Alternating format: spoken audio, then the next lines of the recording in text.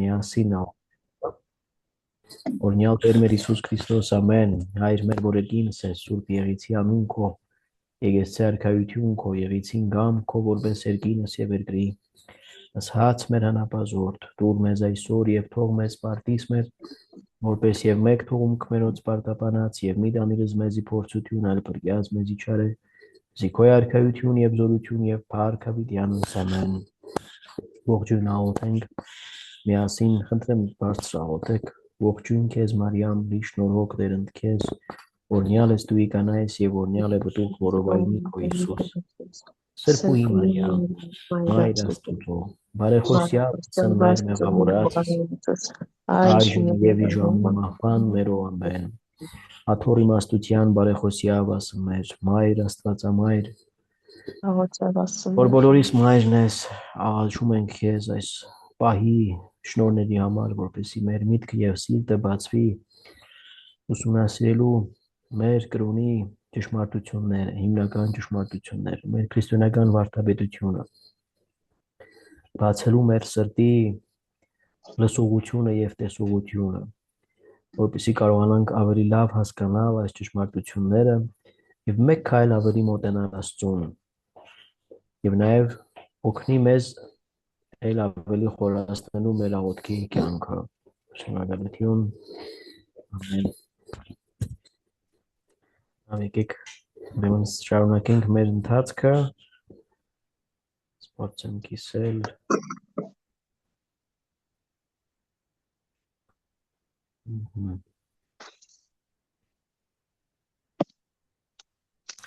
Արդեն տեսնում եք, չէ՞ կարծեմ։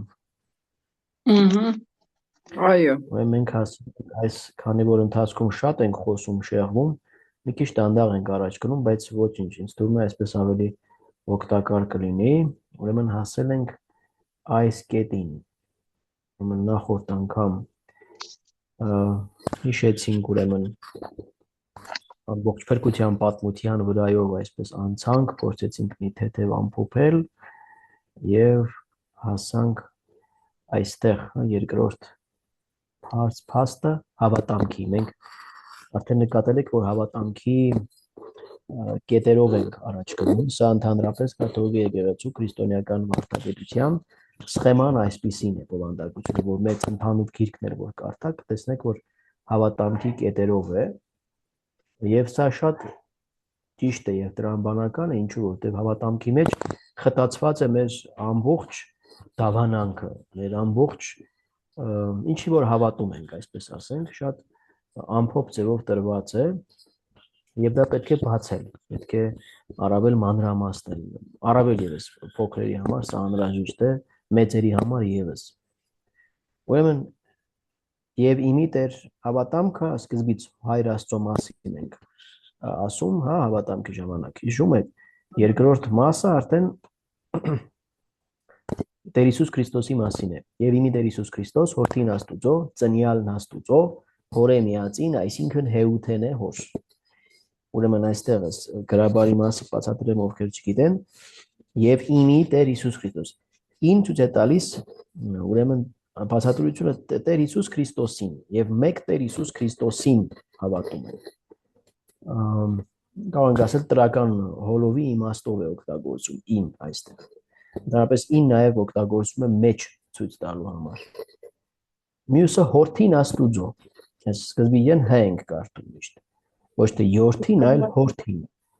Դա ուրեմն այդ նույն ին է, որի մասին խոսում ենք, Աստծո որդուն, այսինքն։ Եվ վերջի են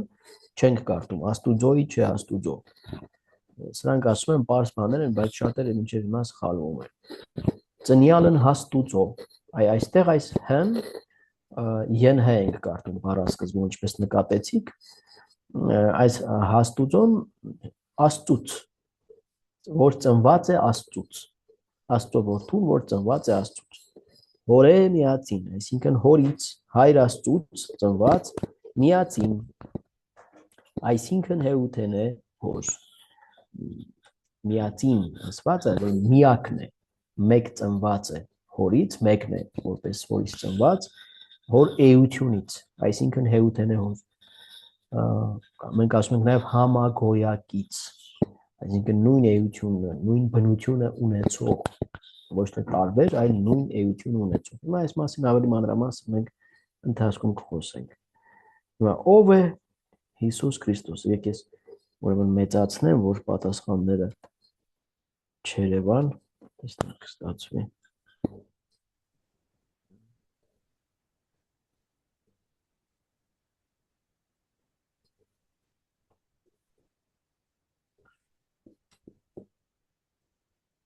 Ոնց թե չի ստացվում։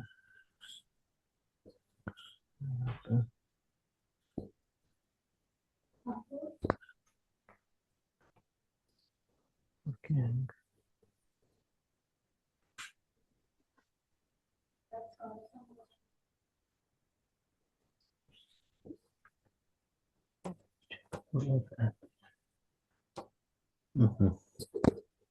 Դուք տեսնում եք, չէ՞։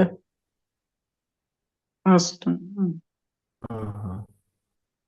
Լավ։ Ով է Հիսուս Քրիստոսը։ Մենք այս հարցերը չենք նայել, ճիշտ եմ ես։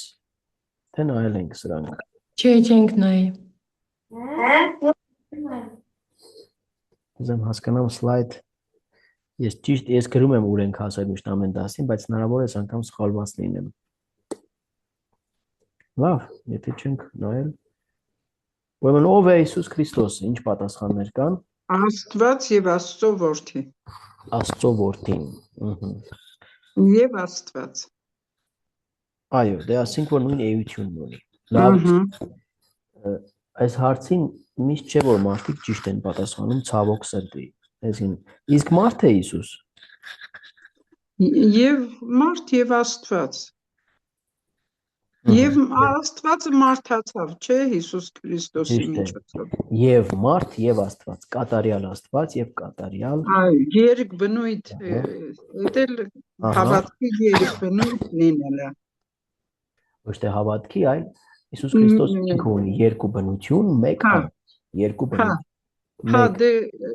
կաթոլիկ մեր եկեղեցին ընդունեց այդպես, չէ, երկու բնույթ։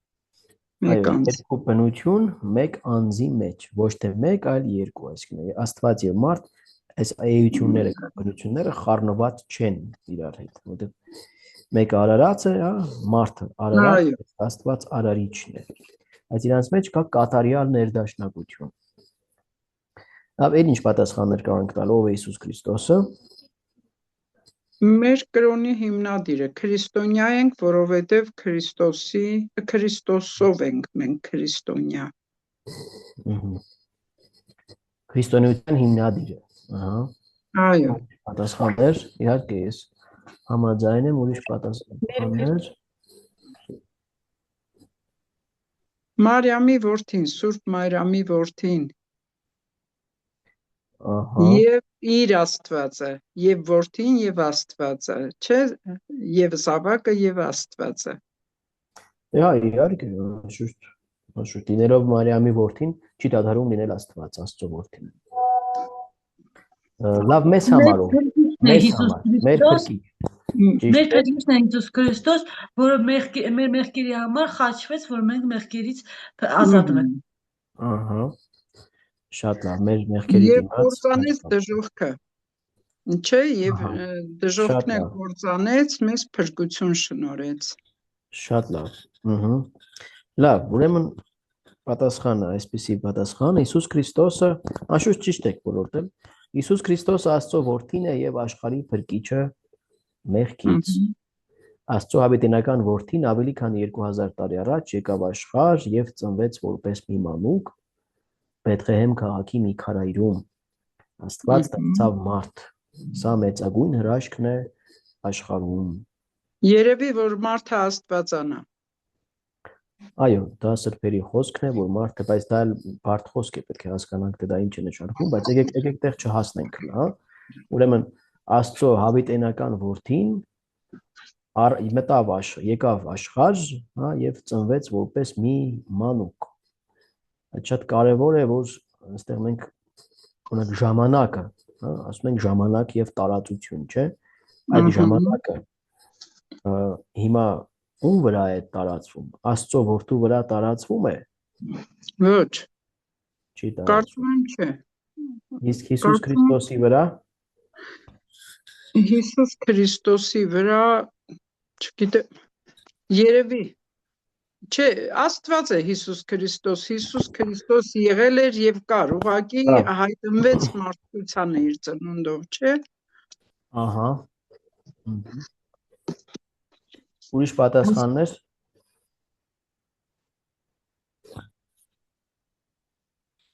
Իմ կարծիքով տարածվում է, որովհետև ինքը ստիպից, այսինքն համ կատարյալ մարդ, համ կատարյալ Աստված, այս մինչև Աստված մարդ է, չէ։ Հետևաբար տարածվում է։ Կարծիքս տերոսը չդեմ։ Ճիշտ է, որպես մարդ անշուշտ, որովհետև հավիտենական Աստված լինելով հանդերձ մտավ ժամանակի մեջ, մտավ մարդկային պատմության հոսքի մեջ, ժամանակի եւ տարածության մեջ եւ մարդկային մարմին առավ։ Դա ունի սկիզբ, չէ՞։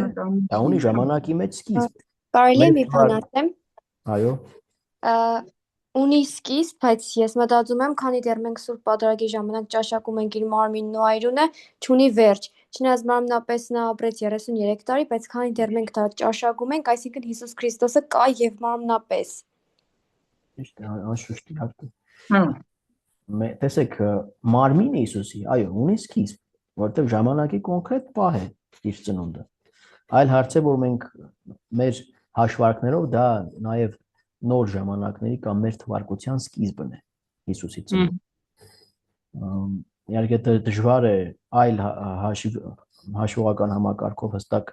ասել, թե կոնկրետ երբ որը որ ամսին ծնվեց, բայց մենք վերցված է որպես հունվարի 6 կամ դեկտեմբերի 25, հա, կաթոլիկ եկեղեցում դեկտեմբեր 25, բայց սրանք պայմանական թվեր են, ավանդությունից է գալիս այս ամսաթվերը։ Մենք հստակ չգիտենք, բայց դա տեղի ունեցել է ժամանակի մեջ, որտեղ բայց դա շատ կարևոր էլ չէ թիվը, կարևորը փաստն է։ Իհարկե։ Դա փաստ է, որ Հիսուս ժամանակի մեջ։ Փաստ է, դա է կարևորը։ Մարդկային իր մարմինը էությունը ունի սկիզբ, այո, չունի վերջ, որովհետև այդ մարմինը հարություն առավ եւ այլևս հավիտենական կյանքով միացած իր աստվածային էության, ինչպես ի սկզբանե էր, այսինքն ծնվելու վայրկյանին։ Ասեք, մինչև այդ ծնվելու վայրկյանը Աստծո որդին անմարմին էր, այդպես ասենք, հա։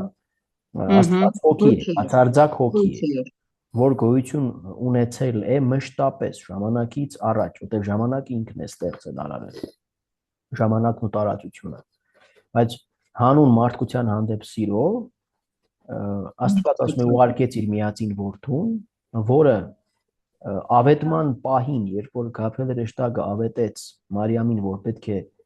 հղանա Հիսուսով, հենց այդ վայրկյանին Աստծո զորությամբ Սուրբ Հոգով Աստվածամայրը հղիացավ եւ հավիտենական անժամանակյա Աստված մտավ, բնակվեց Մարիամի արգանդի մեջ, այդ մարդկային էմբրիոնը, որ ծրավորվեց ոչ տղամարդու միջամտությամբ, ոչ բնական ճանապարհով, այլ Աստծո զորությամբ, այդ էմբրիոնը միաժամանակ, ուրեմն Աստծո հավիտենական Աստծո որդին է, նույն Աստված ինքը, որ իր հավիտենական էությանը միացրեց մարդկային բնությունը, որ իրականության մեջ մարմինը ժամանակավոր է, չէ, ունի մահ։ Այդ նույն մարդկային մարմինը վերցնելով Մարիամից միացրեց իր աստվածային էությանը, բայց միայն մարմինը չէ, մարդկային էությունը նաև, մարդկային կամքը, Հիսուս ունի երկու կամք, աստվածային եւ մարդկային, բայց իր մեջ անձի մեջ կատարելապես մարդկային եւ աստվածային կամքը ներդաշնակ է։ Սրանով ինքը մեզ համար ներկայանում է որպես կատարյալ մարդու մոդել, օրինակ։ Եվ ծնվեց մեկ անձի մեջ, Հիսուս Քրիստոս անձի մեջ, մեծացավ երեխայի նման, ծնվեց, մեծացավ, նախ եւ առաջ ուրեմն ծնվեց այս աղքատ պայմաններում քարայրի մեջ, կերակրվեց Մարիամի կրծքով, բայց միշտ մնալով Աստծո որդի, բայց խոնարհաբար անցնելով մարդկային այս զարգացման բոլոր փուլերով, նաեւ աշխատանքից չխորշեց, չէ, Հյուսնի դասգահի առաջ որպես արհեստավոր սովորեց, մեծացավ, 30 տարեկանում նոր սկսեց իր հոգևոր քարոզը, առաքելությունը։ Ուրեմն դրա համար ասում ենք Աստված դարձավ մարդ, բայց չի նշանակում, որ Աստված դադարեց Աստված լինելուց։ Մենք ինչ որ խոսում ենք, մեզ թվում է թե պարզ է, մենք գիտենք, բայց պարզ չէ իրականության մեջ։ Ինչպես կարող ենք մենք տրամաբանությամբ սա հասկանալ։ Մենք ինչ որ մեզ եկեղեցին սրբազան ավանդության փոխանցել ավետարաներում կարդում ենք, ասում ենք, որ բացարձակ ճշմարտություն այո, բայց երբ որ մարդկային փորձառությամբ սկսենք քննել, մենք չենք հասկանա դա երբևէ։ Որտեղ մենք ունենք մեկ էություն կամ մեկ բնություն, մենք մարդ ենք։ Եվ մեկ անձ։ Ես Տեր Հովսեփն եմ օրինակ, հա, նայերին է ունի մեկ էություն, մեկ անձ, մեկ մարմին, ինչպես տեղավորել, ինչպես հասկանալ մեր տրամաբանությամբ, որ Աստված եւ մարդ, արարածն ու արարիչը նույն անձն են, նույն մարդկային կարիքներ ուներ Հիսուսը, բայց բացառությամբ մեկ բանի, ամեն ինչ որ մարդ էր, բացառությամբ մեկ բանի, մեղք չգործեց, տկարությունը մարդկային մարմնի հակումների ուներ, բայց քանի որ իր կամքը կատարել ներդաշնակության մեջ էր Աստծո կամքը, երբեք մեղք չգործեց։ Կարող եք պատկերացնել այսպեսի բան։ Ոչ միայն ինքը, երկրորդ մարդն էլ կարող մեղք չի գործել, իրենից առաջ Աստվածամայրը, Սուրբ Կույսը, երբեք մեղք չի գործել, միշտ անխախտ 2000 տարի շարունակ եկեղեցին սրան հավատացել է, սա դոգմա է, այսինքն անքննարկելի ճշմարտություն, որ միայն հավատքով պիտի ընդունես, առանց փորձելու մինչև վերջ հասկանալ, անշուշտ սա մեղք չէ փորձել հասկանալը, եւ պետք է, բայց կա մի տեղ է, որ մարդը խոնարհաբար պիտի ընդունի, որ սա ճշմարտություն է եւ վերջ, որտեղ Աստված ինքն է հայտնել։ Տեր Հովսեփ, ներողություն ունեմ, դատեցի, բայց եթե կարելի է ձեր միտքը, մենք էլի քննարկենք, էլի, որովհետև շատ չեմ ուզել բանանեմ, բայց ինքը ես կուզենայի որ վրայով անցնենք նրա առաջիկա հավաքին, եթե կարելի է։ Երիտասարդական։ Հա։ Մոտդ նշում արա, հա, միտեղ բան կանեմ։ Իմիջայլոս նաև հիմա հետդ ով է միացել երիտասարդներից, Այդան է մենակ։ Այդան, Վեներան, Սերյոժան, Մոլոջեց։ Մարիան։ Մարիան միշտ կա։ Մարիան արդեն հա։ Լավ, դե այստեղ էլ կարող եք հարցեր տալ ընթացքում, թե չէ հետո կմոռանանք։ Կարճ պատասխանեմ, որ շատ ծանրանա։ Եթե հարց ունեք, ընթացքում տվեք։ Կամ վերջում պահեք հարցերը։ Մի կես ժամից, հա։ Ով է Հիսուս ինձ համար, հա, Մայր Թերեզայի պատասխանները։ Հիսուս իմ Աստվածն է։ Տեսեք, այս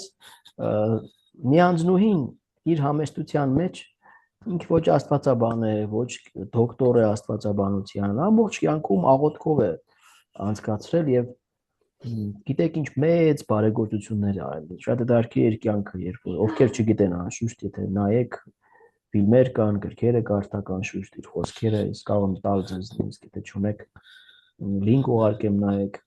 Շատ դարքի նվիրյալ մի կյանք է ունեցել այս սրբուհին եւ մինչեւ հիմա իր քույրերը նույն ձևով աշխատում են, ամենայն խոնարհությամբ, չխորշելու ամենածանր աշխատանքից անգամ, երբ որ մի անգամ Մայր Թերեզային հարցնում են, թե ինչ կանեիր, եթե մի օր այլևս միանձնուհի չկարողանաս լինել, այսպեսի անհեթեթ ինչ-որ հարցում է, բայց իր պատասխանն է հետաքրքիր, ասում է, ես շատ լավ զուգարաններ կարող եմ մաքրել, հասարակական զուգարաններ, կարող եմ այդտեղ աշխատել։ Ինչու է այդպես ասում, որովհետև Կալկաթայում մանավանդ 40-ականների այդ ծայրահեղ կեղտոտ պայմաններում մարդիկ ուղղակի գետի Գանգեսի ափին մեռնում էին, ինքը իր քույրերի հետ զուգարաններ էր մաքրում։ Մարդկանց կեղտի ցեխից հանում էր, վրայի ворթերը հանում էին, այնքան որ այդ մարդիկ արդեն մարմինները քայքայված տանում էին մի մաքուր տեղ, որ ուղղակի կարողանան խաղաղ մեռնել։ Դարքի է շատ իր կյանքը։ Սա պատմեցի, որ այս խոսքերի իմաստը փորձեն կարող լավ հասկանալ։ Ասում է Հիսուս իմ Աստվածն է, Հիսուս իմ կյանքն է, Հիսուսն իմ միակ Տերն է, Հիսուսն իմ միակ սերն է։ Քանի որ քույրերը չեն ամուսնանում, չէ՞։ Հիսուսն իմ ամեն ինչն է, բոլորի մեջ։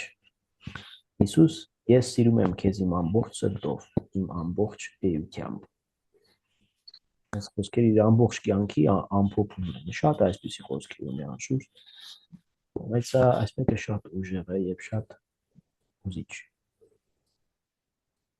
Լավ։ Իմ ճարոճած վերջերս, եթե չեմ սխալվում, 18 թվականին սրբադասվեց ինքը։ Ֆրանցիսկոս Պապն է սրբադասվել։ Ինչ է նշանակում Քրիստոս բառը։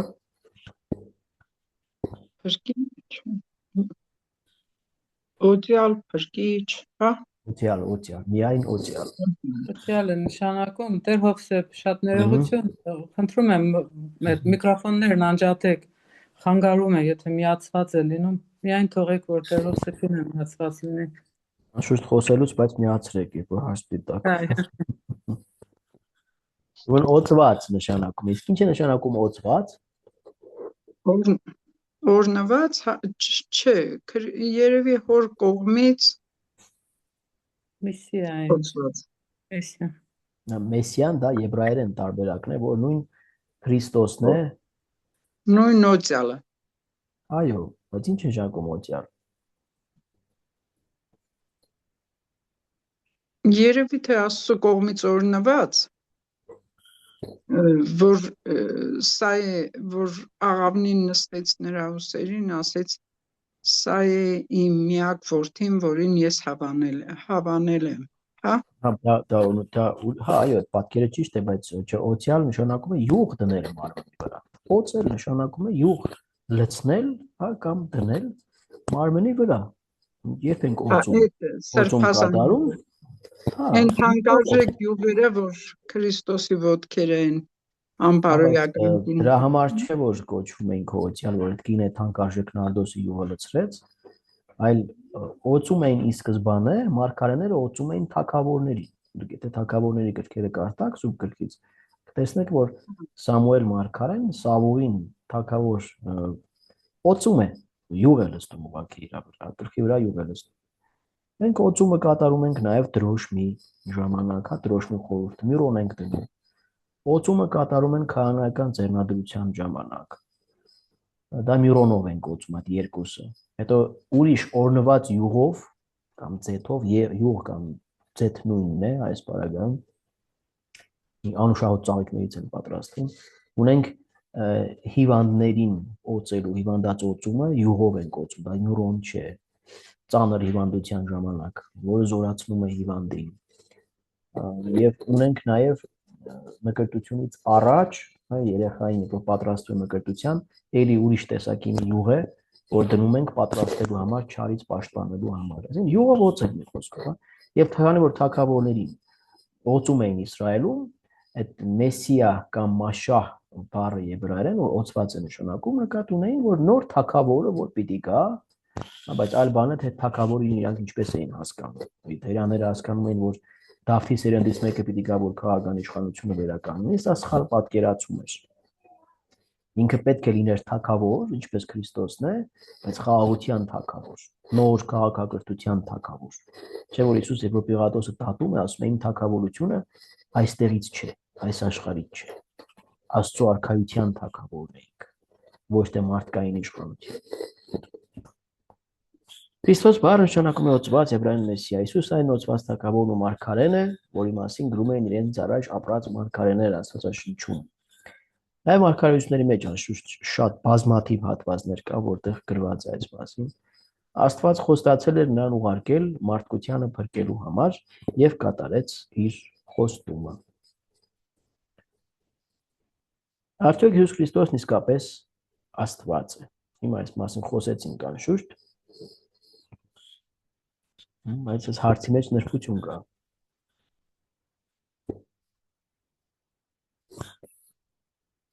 Ինչ պատասխաններ կտաք։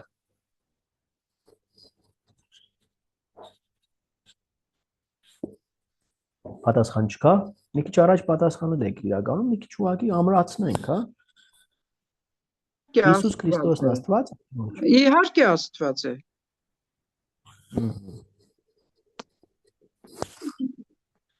Ինչպես մի քիչ առաջ երկար խոսեցի, մի քիչ փորձեք կարճ բանաձևում տալ հստակ։ Մամի ասենք Եհովայի վկա կգա մի օր կասի ձեզ որ Հիսուս Քրիստոսն Աստված չէ, այլ որդեգրված է Աստծո կողմից, ինչպես իրենք են ասում։ Աստված է, որովհետև Աստծո կամքով է աշխարհի եկել, Աստված է, որովհետև սովորական մարդկային ճանապարհով չի ծնվել, Աստված է, որովհետև Սուրբ Մարիամից է ծնվել, չգիտեմ, Աստված է, որովհետև բազում անգամ հրաշքներ է գործել։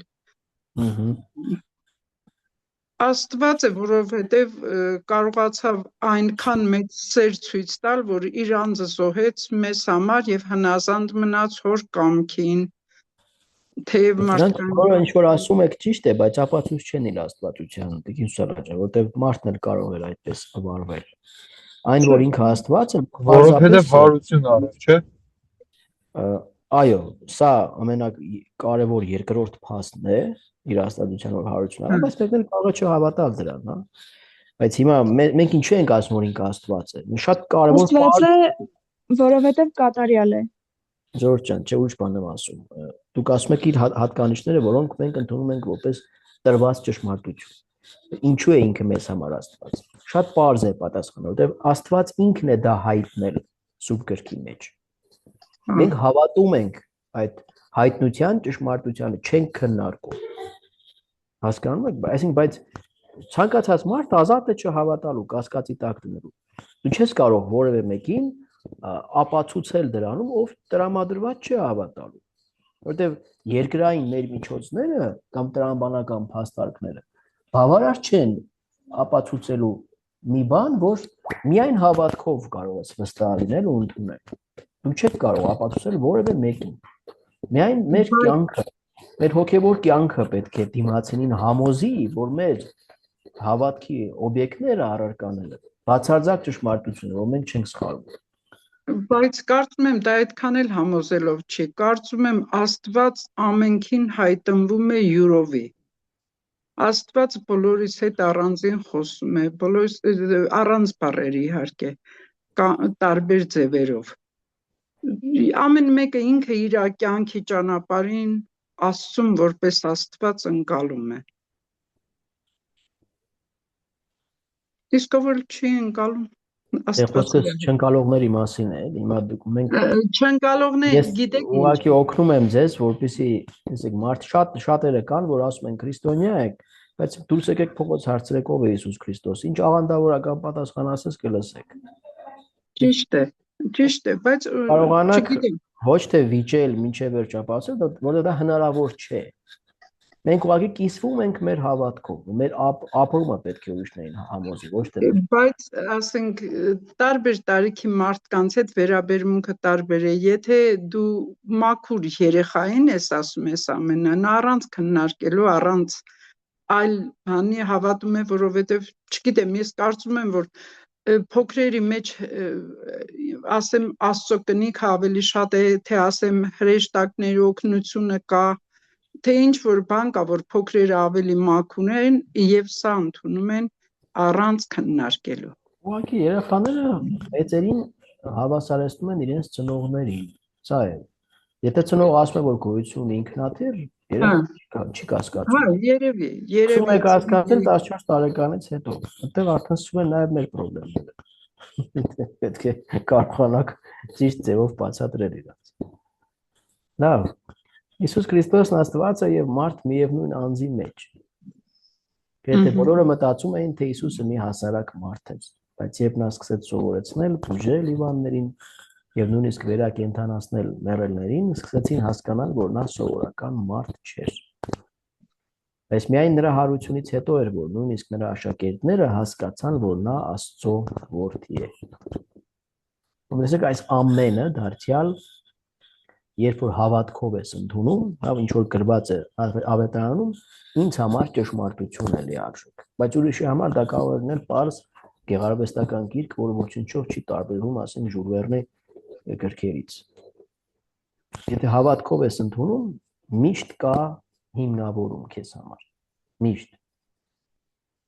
Բայց ովքեր որ ուրիշ տեսանկյունից են մոտենում, շատ դժվար է իրենց բացատրել։ Բայց կներեք, գիտեմ հիվանդ եք, երկար խոսելու բան չկա, բայց երբեմն մեծ հավատք ունեցել են նաև այն մարդիկ, ովքեր Աստվածաշնչից էլ գաղափար չեն ունեցել։ Այսինքն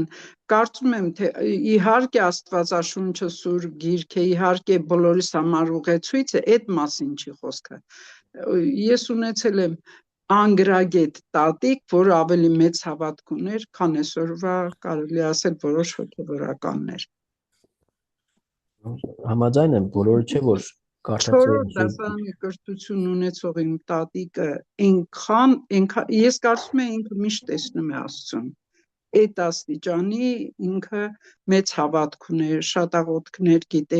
գիտեր մեկնաբանել, չգիտեմ, երևի թե Աստված ինքն է կնիքը դնում յուրաքանչյուրիս վրա մեջ։ Կա մի այսպիսի ճշմարտություն քրիստոնեական վարդապետության մեջ կներես Նայիրի ջան։ Երբ որ բացեք քրիստոնեականի գիրքը հավատքի մասին ամենաառաջին տողեր հետևյալն է, որ Աստված ի սկզբանե մարդու մեջ դրել է կարոտը, փափագը գտնելու, փնտրելու եւ գտնելու իրեն իր արարչին։ Եվ Աստված անընդհատ ուզում է արթնացնել այդ հիմնական կոչումը մարդկային բնության մեջ դրած։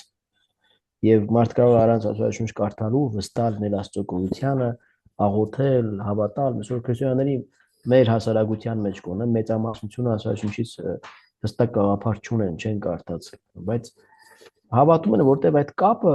Աստծո հետ, Աստծո գաղափարը ներդրված է մարդու մեջ, Աստծո կողմից ներդրված է, բայց դա չի նշանակում, որ դա բավարար է։ Եթե մարդը փափագը ունի իր մեջ, ինքը պարտավոր է ավելի լավ ճանաչել Աստծուն, սա ուղղակի պարտականություն է։ Որ մարդը չի անում, այս արդեն մեղք է։ Մանավանդ, եթե մարդը դա անցալում է ու չի անում, եթե մարդը անգրագետ է, դա չի հասկանում ու չի անում, երևի ոչինչ,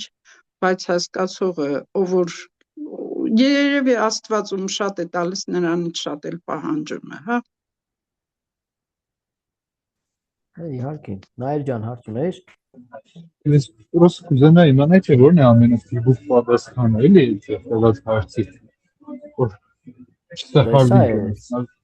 Սա է պատասխանները գրված են, հա, այստեղ։ Գիտես, սա բարձեցված պատասխաններ են, բայց երբ որ մենք խորությամբ ընկալում ենք, դու կարող ես քո ձևով այդպես պատասխանը տալ։ Իհարկե հարցեր կան, որոնց պատասխանները չի կարող այլ ձև լինել, օրինակ Քրիստոս Աստված է եւ մարդ, տեսեք կարմիրով գրված, միևնույն անձի մեջ։ Սա ուրիշ կերպ ձևակերպելը սխալ կլինի, բայց բացատրությունները արդեն ազատ եք ինչպես կուզենաք, ուղղակի չշեղվի եկեղեցու դավանանքից։ Որ Քրիստոս միաժամանակ եւ Աստված եւ մարդ։ Պարզապես երբ որ ասում ենք Հիսուս, հա, այստեղ պետք է ուշադիր լինենք, որ Հիսուս երբ որ ասում ենք, սա արդեն ժամանակի սկիզբ ունի։ Այսինքն նախքան Հիսուսի ծնվելը մենք խոսում ենք միայն Աստծո որդու մասին։ Բայց երբ արդեն Հիսուսը ծնվել է, Հիսուս Քրիստոսը, Քրիստոս եւս ասում ենք արդեն մարդացած Աստծուն։ Մինչ այդ խոսում ենք Աստծո որդու մասին, որը Սուրբ Երրորդության երկրորդ անձն է, Հայր, Որդի եւ Սուրբ Հոգի։ Երկրորդ անձը Սուրբ Երրորդության մարմնացավ, դարձավ նաեւ մարդ։ Այս բաները մենք կարողանանք բարձ ձևով հասկանալ եւ բացատրել։ Մյուսը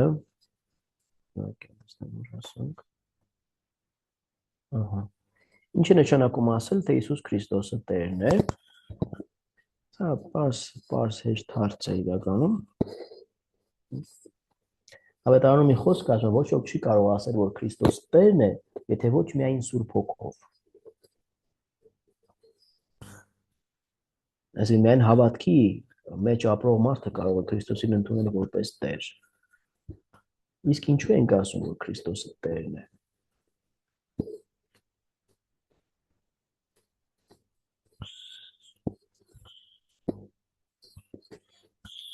Տեր եւ Աստված նույն իմաստ ունեն անշուշտ, բայց Տերը,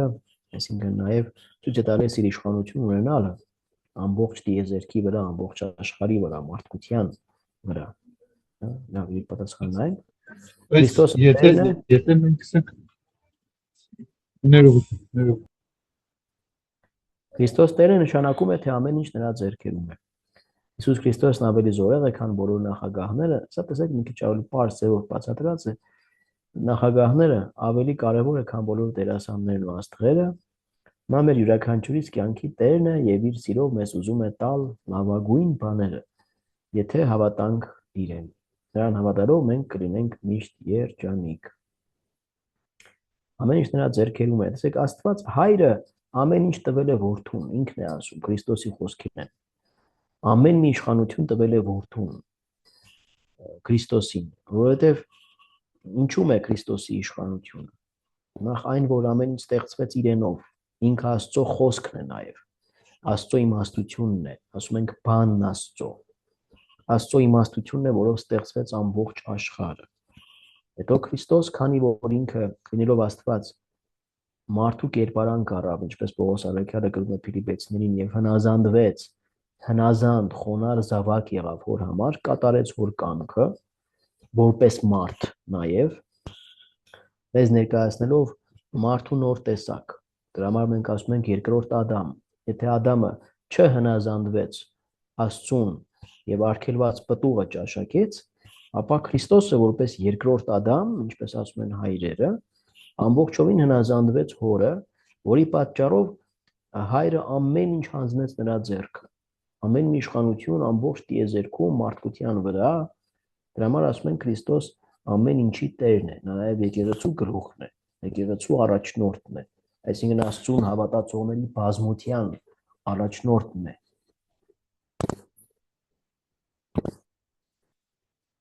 Արդյոք հայրը, որդին եւ Սուրբ Հոգին երեք տարբեր աստվածներ են, նա Սուրբ Երուսության մասին ենք խոսում։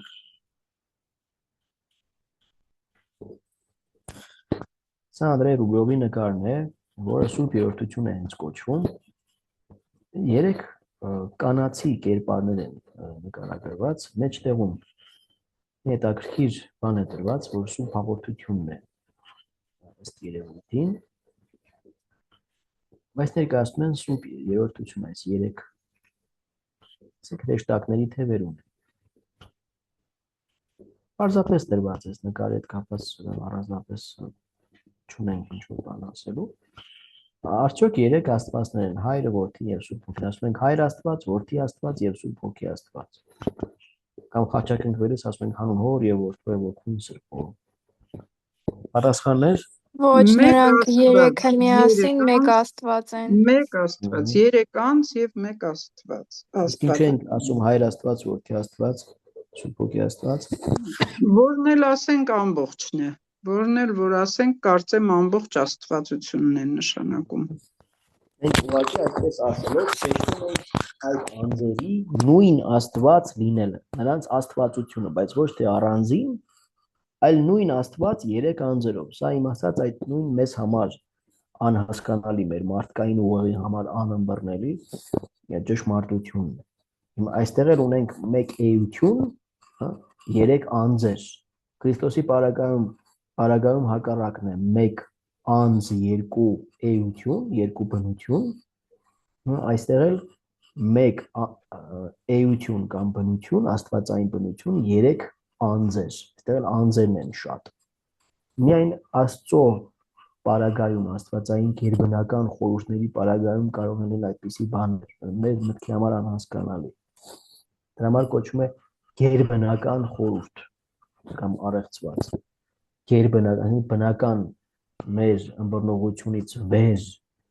մեր տեսանելի աշխարհից վեր անըմբռնելի խորհուրդ կամ առեղծված, այս իմաստով, մեզ համար, մեր մտքի համար մինչև վերջ անթափանցելի։ Դրա համար մեզ տրված է դա միայն ընդունել ի գիտություն։ Աստված ինքն իր մեջ անձերի հարաբերություն է։ Սա հետաքրքիր շատ մեծ ասելիք ունի։ Աստված ինքը իր մեջ երամիասնություն, չէ՞, մարդնել է, չէ՞, երամիասնություն։ Այո, երամիասնություն է, այո, բայց հավասար։ Անձերը բոլորը Աստված են, բոլորը նույն աստվածային կարողություն, զորություն ունեն, բոլորն են հավիտենական են։ Երբ ասում ենք հայր, չի նշանակում, որ ժամանակային տարբերություն կա հոր եւ որդու միջեւ։ Ժամանակը Սուրբ Երրորդության մեջ գոյություն չունի։ Իրենք երեքն էլ հավիտենական են։ Բայց ասում ենք, որ որդին հավիտենական ծնունդ է հորից ծնվել է, բայց ոչ թե ժամանակի մեջ։ Հիսուսն է ծնվել ժամանակի մեջ, այո, երկրորդ անձը մտավ մարդկային ժամանակի մեջ, ծնվեց նաև որպես մարդ։ Իր վրա վերցրեց ժամանակի կանոններին, տարածության կանոններին, օրենքներին ենթակա մարդկային մարմին, բայց մինչ այդ որպես հորից ծնված միածին որդի ինքը ժամանակի մեջ չի սահմանափակվում։ Եվ չկա մի վայրկյան, որով այսպես կոպիտ, եթե ասենք, հայրը որդուց մեծ լինի ժամանակով, այդպեսի բան չկա, երեքն են հավիտենականը։ Եվ հոգին բխում է որդուց եւ հորից եւ որդուց Սուրբ Հոգին, որը նրանց երկուսի սերն է։ Նրանց միջև գոյություն ունի հավերժական սիրո հարաբերություն։ Նրանք որպես համայնք կարող ենք ասել հասարակություն, այսինքն երեք անձերը, որպես նույն Աստված, մեզ համար, մեր հասարակության եւ ընտանիքների համար հանդիսանում են որպես կատարյալ մոդել, տիպար։ Եկեղեցին կոչված է արտացոլելու Սուրբ Երրորդության այս միջև գոյություն ունեցող սիրո հարաբերությունները։ Այս ամենը երեխաներին պետք չէ անշուշտ սկզբից ասել, որտեղ շատ բարդ ցես համար եմ ասում։ Պարզ։ Կա միայն մեկ Աստված երեք անձերով։ Աստված միայնակ չէ, նա իր մեջ մի հասարակություն է, մի ընտանիք, այսքանը պարզ, հա։ Հայրը, Որդին եւ Սուրբ Հոգին, Աստված այսպիսով Սուրբ Երրորդություն է։ Սա կարելի ավելի պարզ եթե ուզենանք բացատրել, օրինակ Սուրբ Օգոստինոսը ասում էր, եթե նայենք արևին, կտեսնենք նույն արևը, բայց արևը ունի հրեգունդը, ունի լույսը եւ ջերմությունը, եւ երեքը նույն արևն է։ Օրինակ, հա, ֆիզիկական մարմնի օրինակով, եթե կարելի է բացատրել այսպես երեխաներին կամ մեզ համար թեկուզ։ Սա առաջին ուրեմն այս սլայդը վերջացավ, հիմա մի քիչ երրորդ սլայդը նայենք, երրորդ թեման։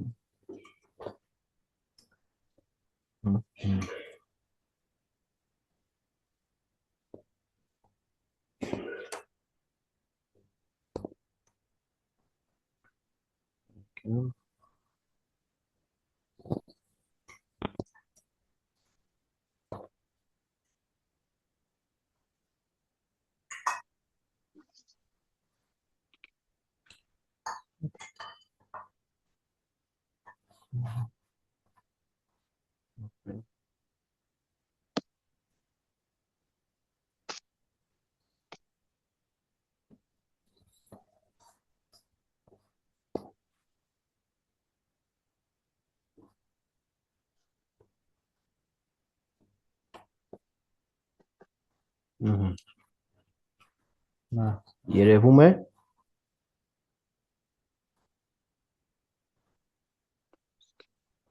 Երևում է։ Այո, հավատքի երրորդ փաստը։ Երրորդ փաստը։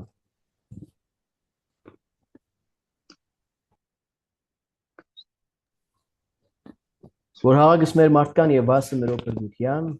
իջար երկրի մարմնացավ, մարդացավ, ծնավ կատարելապես ի Մարիամա Սրբոգուսեն օգով սրբով։ Հավաքս ճնվում մեզ համար, մեր մարդկանց համար եւ մեր փրկության համար, վասն համար։ Իջնելով երկնքից մարմնացավ, մարդացավ, այսինքն մարդ դարձավ։ Ծնավ, ծնվեց կատարելապես Սուրբ Ույս Մարիամից Սուրբ Հոգով։ Սուրբ Հոգով։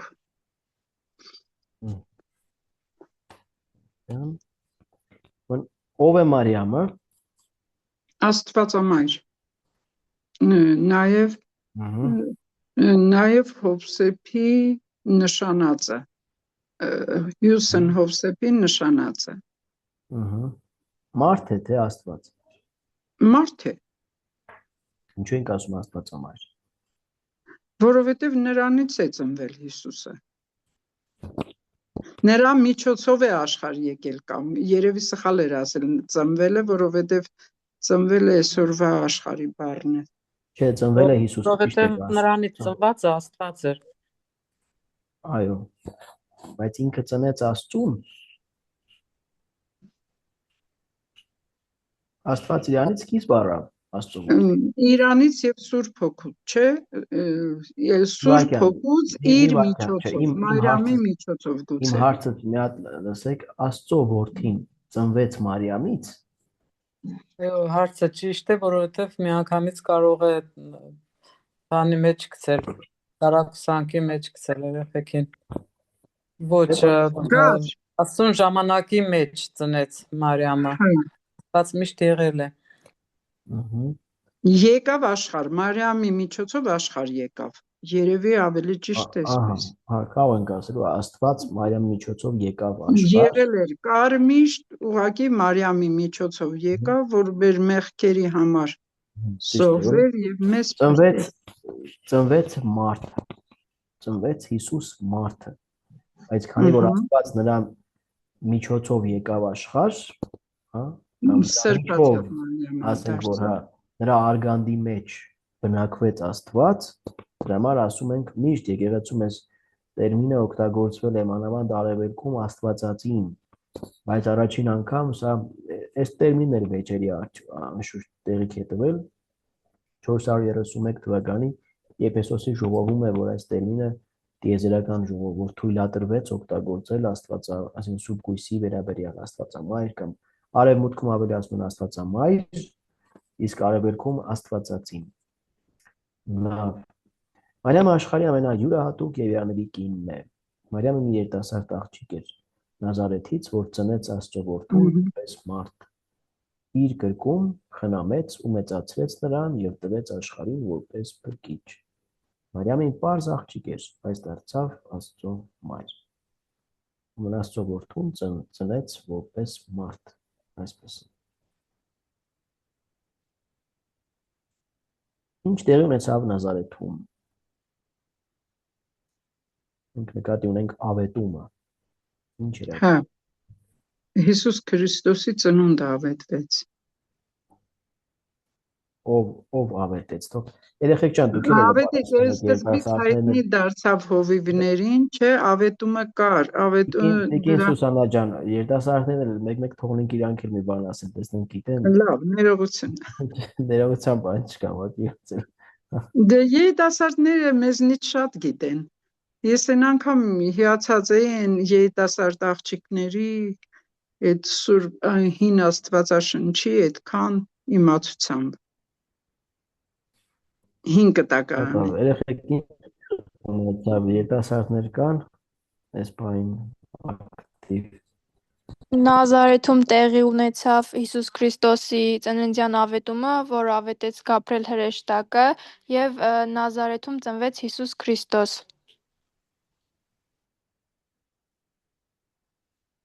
Նազարեթում չծնվեց, ծնվեց Բեթլեհեմում, բայց ավետումը տրվեց այո Նազարեթում Սուրբ Գույս Մարիամին։ Ինչ ասաց Գաբրիել հրեշտակը Մարիամին, ով էր խոսում, այդա դու ես։ Չէ, բայց կարող եմ ասել ինչ ասեց։ Ասես որ Սուրբ Հոգին քեզ վրա կիջնի եւ դու կհղիանաս, մի մանուկ կծնվի, որի անունը Հիսուս կլինի։ Կարող է բառացիչ ասեցի, բայց բնականաբար առաջինը Մարիամը զարմացավ։ Թող լինի Առաջինը Մարիամը զարմացավ, հետո հա թող լինի քո կամքը, այսինքն այնքան վստահեց Աստծուն։ Ինչի զարմացավ Մարիամը։ Նախ ամուսնացած չէր, նաև վախեցավ բացի զարմանալուց։ Ինչը երևի թե բնական է։ Բայց վստահությունը այնքան մեծ էր Աստծու հավատքը։ Որ ինչ եղավ, ինչ ասես վերջում։ Թող լինի կամքը քո։ Թող լինի քո խոսքի համաձայն։ Ես մնում եմ Տիրոջ աղախինը, թող ինձ լինի քո խոսքի համաձայն։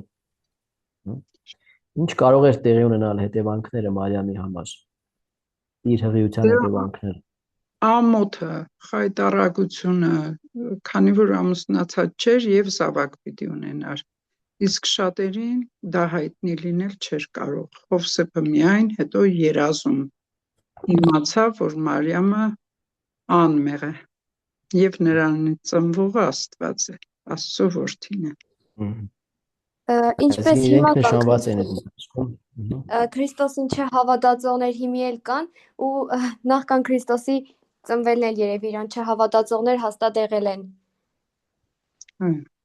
Դա շուտ մանավանդ Մարիամին եթե տեսնեն ինքը նշանված է, եթե տեսնեին հրի ըստ հրեական օրենքների իրեն կարող են քար կոծել նույնիսկ։ Եթե իրեն դուրս աներ Հովսեփը իրեն կարող էին քար կոծել ամենանավանականությամբ այդպես էլ կանեին։ Բայց Հովսեփը պարկեշտ լինելով նրան վատ չէր վերաբերում, չէ՞, մինչև որ իրեն տրվեց ճշմարտությունը։ Ուզում էր լուր արձակել, երազում Աստված նրան ասաց, որ քո մոտ ար քո կնոջը, որտեղ նրանից ծնվածը սուրբ է։ Լավ, Մարիամն Աստծուց Աստծո կողմից ստացավ մի հրավեր, որը փոխեց ամբողջ մարդկության պատմությունը եւ աշխարհը։ Այդտեղ ողջույն քեզ Մարիամ, լի շնորհք Տեր ընդ քեզ, սա նույն խոսքեր են սրանք։ Ինչ խոսքեր են, երբ ենք ասում։ Վարդարանի ժամանակ Վարդարանի աղոթքն է, հրեշտակային ողջույն է կոչվում, ողջույն քեզ Մարիամ, սա նույն հրեշտակի խոսքեր են, լի շնորհք Տեր ընդ քեզ, լի Աստծո շնորհներով, այսինքն գերբնական զորությամբ, Տեր ընդ քեզ Աստված, Տերը քեզ հետ է։ Այստեղից է եկեղեցին վերցրել այս խոսքերը ողջույնի, ոչ նույն Ave Marian է, որ այդքան լսել եք հավանաբար դասական երաժշտությունը, նույն Ave Marian է, որ հայերեն թարգմանվում է ողջույն քեզ Մարիամ, Տեր ընդ քեզ, օրհնյալ ես դու կանայս, այս խոսքերն էլ Եղիսաբեթի խոսքեր են, ասում է Մարիամին, սա Եղիսաբեթի խոսքեր են, բայց երկրորդ մասը Աստվածաշնչից չէ եկեղեցին ավելացրել, Սրբուհի Մարիամ, Մայր Աստծո, այդ մասը եկեղեցին ավելացրել։ Ուրեմն Մարիամը ասում է թող ինձ լինի քո խոսքի համաձայն։ Այս թող ինձ լինին փոխեց մարդկության ճակատագիրը։ Սա այն այոն է, որը ժամանակին չասաց Եվան։ Երբ որ լսեց սատանայի խոսքը, կերավ արգելված պտուղը եւ ճիշտ հակառակը տեղի ունեցավ։ Մահը մտավ աշխարհ, իսկ Մարիամը որպես երկրորդ Եվա կամ կնոջ երկրորդ տեսակ, ասենք, իր համաձայնությամբ որպես հնազանդ աղախին Աստծո իր այս այոյով աշխարհ բերեց Քրիստոսին։ Հայրեր ասում որ հենց որ այս խոսքը ասած թող ինձ լինի կամ եղիցի քո խոսքի համաձայն, հենց այդ վարքյանին Սուրբ Հոգին, Սուրբ Հոգու զորությամբ Աստված բնակվեց նրա արգանդում։ Հենց այդ վարքյանին հղիացավ։ Ավելի բարձ ասում են լսելով հղիացավ Մարիամը։ Եվ մարդկության առջև բացեց փրկության դուռը։ Տեսեք ունենք նոր կնոջ կերպարի դեմս Մարիամի եւ նոր մարդու, նոր Ադամի կերպարի դեմս Հիսուսի։ Եվ փրկությունը եղավ կնոջ միջոցով։ Կնոջ միջոցով եղավ անկումը եւ կնոջ միջոցով եղավ փրկությունը եւ կնոջ միջոցով էլ փրկությունը պետք է ավարտին հասնի։ Որտեղ Մարիամը իր բանակներով, սրբերի բանակներով, նաեւ որպես եկեղեցու մայր պետք է առաջնորդի այս պատերազմը չարի դեմ, որպեսզի որդին վերջնականապես հաղթի։ Ինչ դեր ունի Հովսեփ։ Ով է այս մարդը Հովսեփ։ Մի բարձ համեստ պարկեշտ մարդ էր, չէ՞։ Դե իհարկե, արդար եւ աստվածավախ մարդ էր ասում։ Ինչ կապ ունի Հիսուսի հետ։ Ուրիշներն էլ պատասխանեք, էլի, ուրիշներն էլ։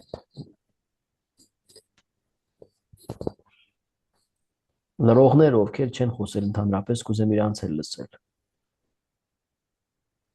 Հովսեփը Մարիամի նշանածներ եւ համարվում էր Հիսուս Քրիստոսի հայրը եւ Հովսեփը այն մարդն է, ում խոսքը երբեք Աստվածաշնչում չի նշվում, այսինքն երբեք չի ասել ինչ որ մի բան։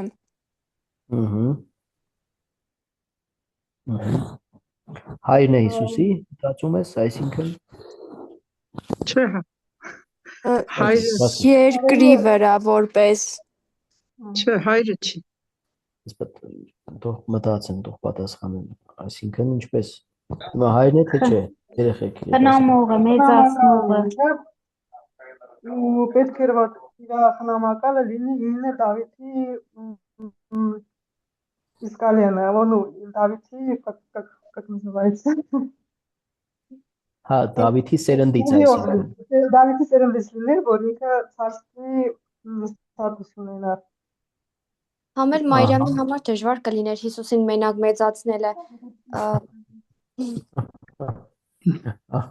Այսինքն խնամակալն էր, Աստված մտածել էր, որ Մարիամի համար դժվար կլինի, Հովսեփին տրեց իրան խնամակալ, հա, ճիշտ հասկացանք։ Իրականությամբ ճիշտ եք ասում, հա, ուղղակի մենք մեր կենցաղի բառերով ենք փորձում բացատրել, այո, ինչու՞ չէ։ Նաև դժվարությունները հաշվի առնելով պաշտպան որպես, հա, Սրբուհի Մարիամի եւ Հիսուսի պաշտպան Հովսեփը պաշտպան է, խնամակալ է, կենսաբանական հայրը չէ Հիսուսի մի խոսքով, ճիշտ է։ Իհարկե։ Կենսաբանական հայրը չէ։ Որպես հայր Հիսուս ունի միայն Աստծուն։ Սա է եկեղեցու հավատքը դարեր շարունակ։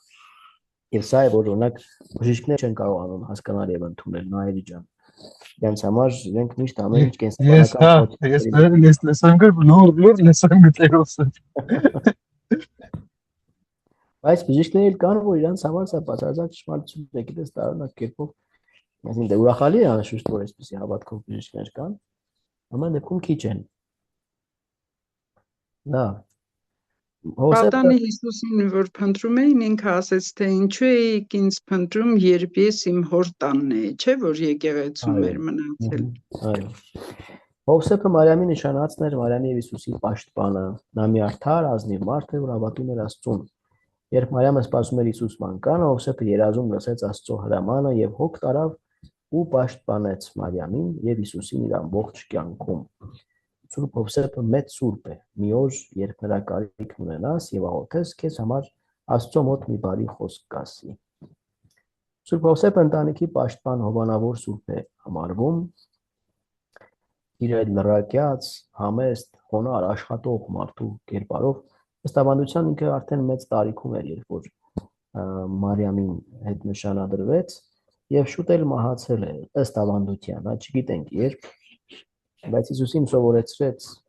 նախ դաստիարակեց, հա, չմոռանանք որ Հիսուսը որպես մարդ դաստիարակություն ստացավ Մարիամից եւ Հովսեփից։ Եվ Հովսեփ իր կյանքը դրեց Հիսուսի համար։ Եվ նրան սովորեցրեց նաև արհեստը, հյուսնությունը սովորեցրեց։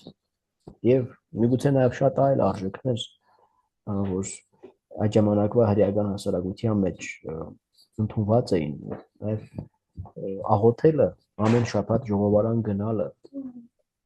լսելը քահանաներին, օրենքի մասնագետներին, խոսքով մեծ է Հովսեփի դերը, նաև այսօր եկեղեցում շատ մեծ։ Լավ, ինչ պատահեց Բեթլեհեմում։ Ծնվեց Հիսուսը, Աստված ծնվեց։ Աստված ծնվեց որպես մարդ, Հիսուսի ծնունդը տեղի ունեցավ։ Որտեղ։ Մսուրում։ Երիտասարդներ, տիկնությունա դուք գիտեք, երիտասարդներ։ Մսուրում ծնվեց Հիսուս։ Ինչ է նշանակում մսուր։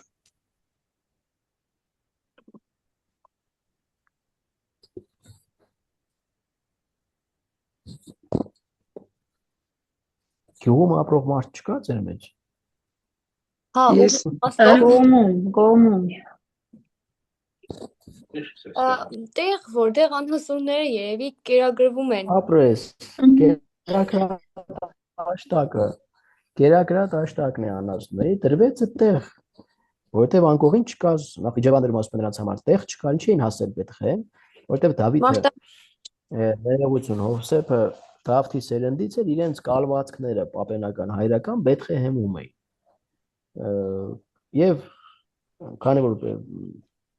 Բենյամինի ցեղից էր, այդտեղ էին կալվածքներ։ Եվ գնացին այդտեղ, որպեսզի մասնակցեն մարդահամարին։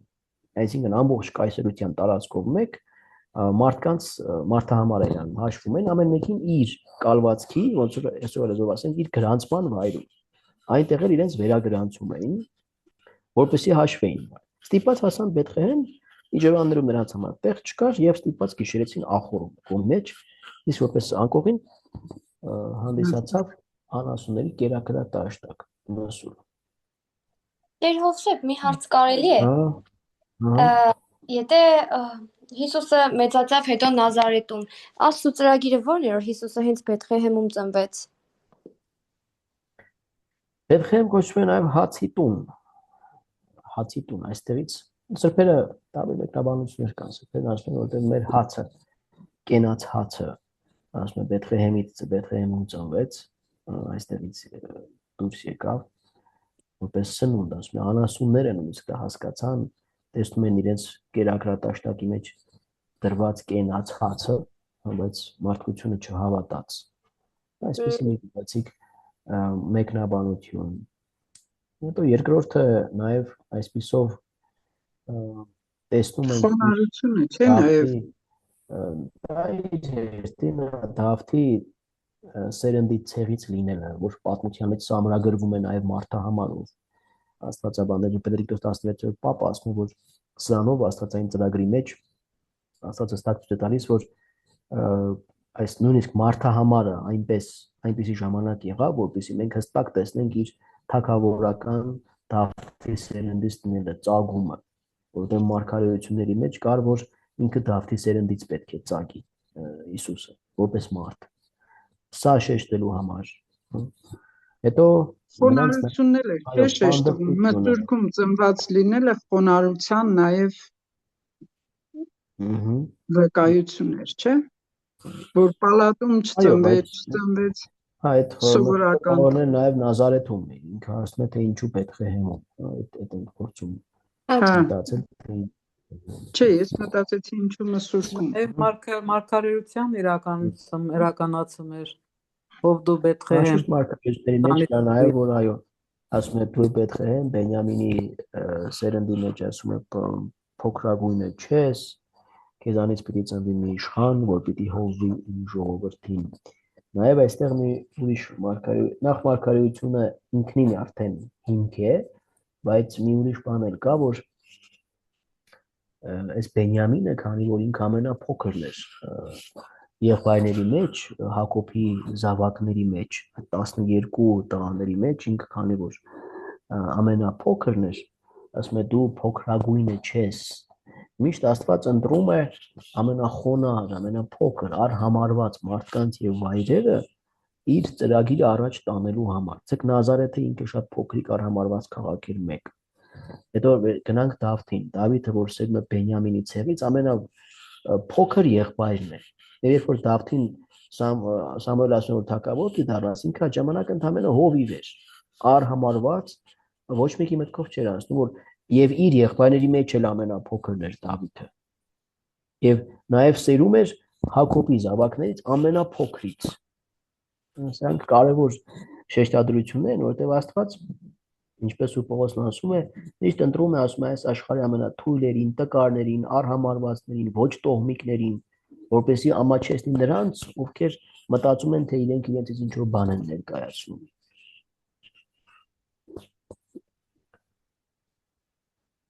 Լավ։ Բեթղեհում ծնվեց Հիսուս մանուկը, Ռոբեկան Օգոստոս կայացրել հրամայել էր մարդահամար անել, եւ Մարիամն ու Հովսեփը ստիպված եղան իրենց բնակության քաղաքից Նազարեթից գնալ Բեթղեհեմ, որպեսզի գրանցեն իրենց անունները։ Եվ այնտեղ ծնվեց Հիսուս մանուկը անասնագոմում, որտեղ հյուրատներում նրանց համար տեղ չգտնվեց։ Սուրբ Ծննդյան տեսարանը նորածին մանկանը ծնողները դրեցին մսուրի մեջ կերակրատաշտակում կովերը, ոչխարները զարմացած նայում են իրենց կերակրամենի մեջ դրված մանկանը, ցուրտ էր, փոքրիկ Հիսուսը տաքանում էր միայն իր ծնողների եւ կենդանների տաք շունչով Մարիամի գրկում։ Սա ես մի քիչ այսպես բաներ եմ ավելացրել, որ հետաքրքիր կարդացվի մանավանդ փոքրերի համար։ Լսում հովիվներ կային, որոնք արածեցնում էին, սա բայց ավետարանական են այս պատմությունները, արածեցնում էին իրենց ոչխարներին։ Հանկարծ երկնքից հրեշտակներ երևացին նրանց եւ ասացին. «Մի վախեցեք, որտեղ այսօր ձեզ համար ծնվել է Փրկիչը»։ Հետաքրքիր որ առաջինը իմանում են հենց Ղուկասի ավետարանի համաձայն, իմանում են հենց հովիվները ձյան մասին։ Իր նման հասարակ մարդիկ, արհամարված մարդիկ։ Մի վախեցեք, որտեղ այսօր ձեզ համար ծնվել է Փրկիչը։ Հրեշտակները զորացնում են նրանց, հույս են տալիս։ Հրեշտակները երգում էին փառք Աստծուն բարձունքներում եւ խաղաղություն երկրի վրա։ Այս խոսքերը դարձան գեղեցիկ շարականներ, ստեղծվեցին այս խոսքերի վրա։ Գիշերվա խավարը լուսավոր էր դարձել երկնային լույսից։ Հովիվներն ուրախացած գնացին եւ գտան Հիսուս մանկանը, Մարիամին եւ Հովսեփին։ Նրանք առաջինը տեսան աշխարհի Փրկչին։ Հովիվներն առաջինն են տեսնում այսպիսի մեծ հրաշք։ Հետո Հիսուսի հարության ժամանակ առաջինը ով է,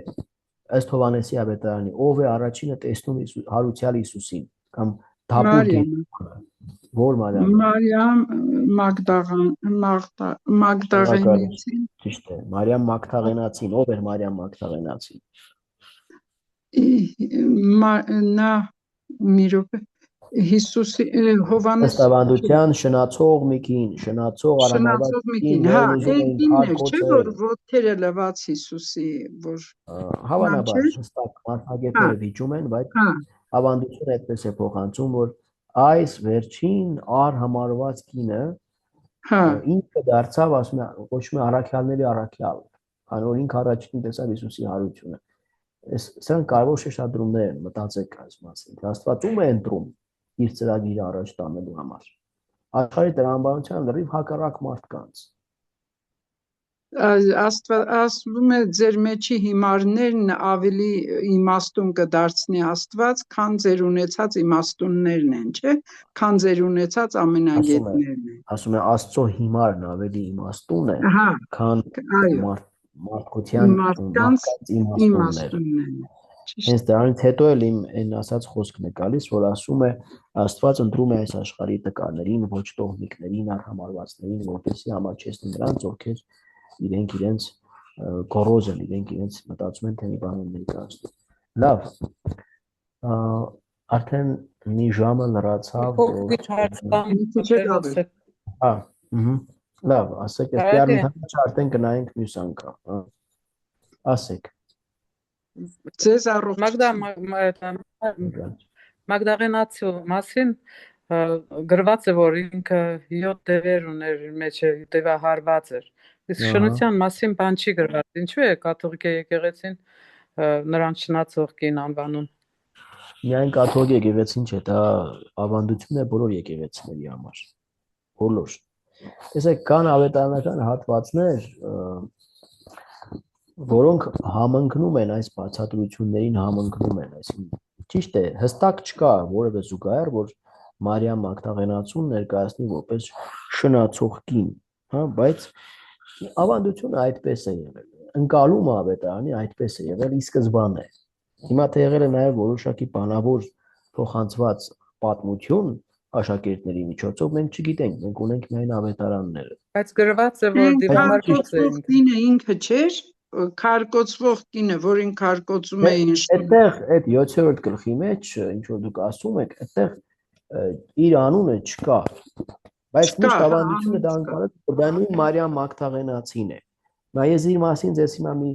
link կդնեմ, մի նյութ, մի թարգմանված ժամանակից եմ թարգմանել, մի հոդված կդնեմ, կարդաք,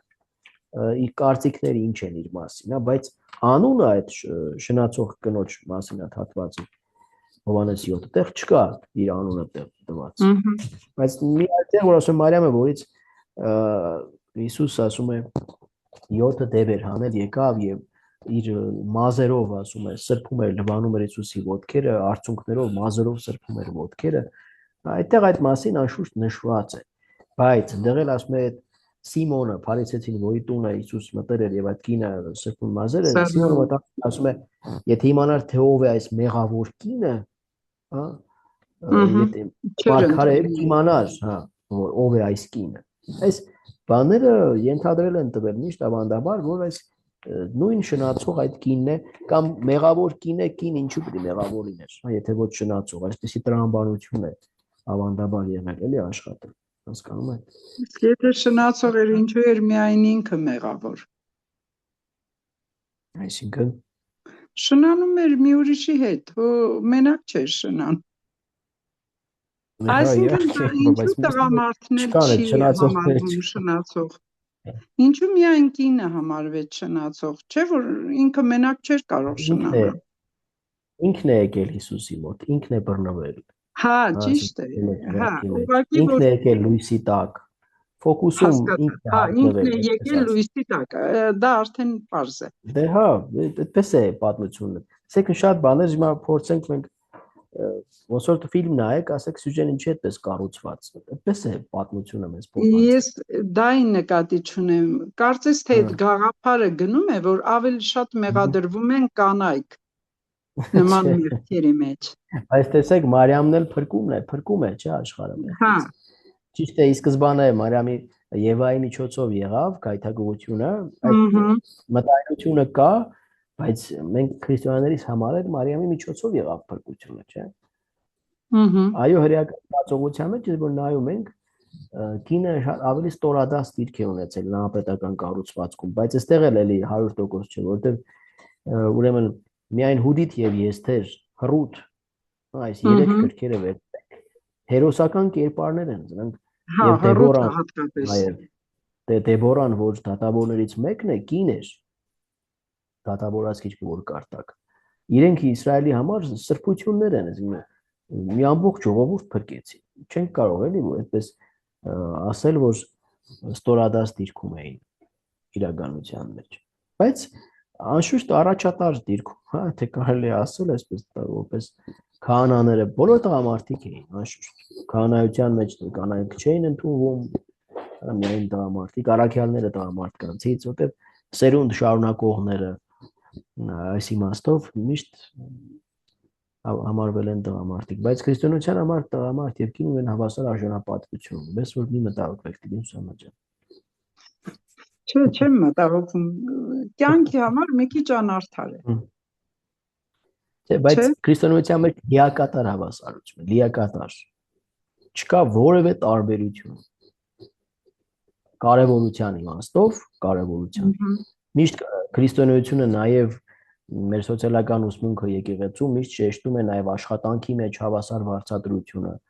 աշխատանքում հավասար պայմանների ապահովումը կանանց համար։ Հիմա էլ եկեղեցին ամեն ինչ անում է, որ հենց այսօր մի փաստաթուղթ ստացա, որ այն մասին, թե ինչպես են կանայք ավելի շատ ներգրավում եկեղեցու կառավարման համակարգի մեջ։ Գիտեք, որ այսօր որ մտնես ավելի շատ կանայք են, քան տղամարդիկ, պատարագները կանայք են այսօր, իհարկե։ Ամբողջ հույսը այսօր մեր համայնքների հոգևոր կյանքի վերածննդյան կանայք են, մանավանդ Հայաստանում։ Ջավախքում այդպես չէ, տղամարդիկ են ավելի շատ, բայց Հայաստանում կանայք են մեր հույսը։ Կանայք խոնարհությամբ ղեկավարում են եւ ընտանիքը եւ տղամարդուն։ Տղամարդը չի էլ հասկանում, որ ինքը ղեկավարվում է, կարծում է, թե ինքն է ղեկավարը։ Ուղղակի դինը դա ցույց չի տալիս։ Այլ ավարտենք։ Բան չունեմ ասելու, հա։ Եկեք այս խոսքի վրա էլ ավարտենք, բայց մեծ հարգանքով գոնե ղեկավարեն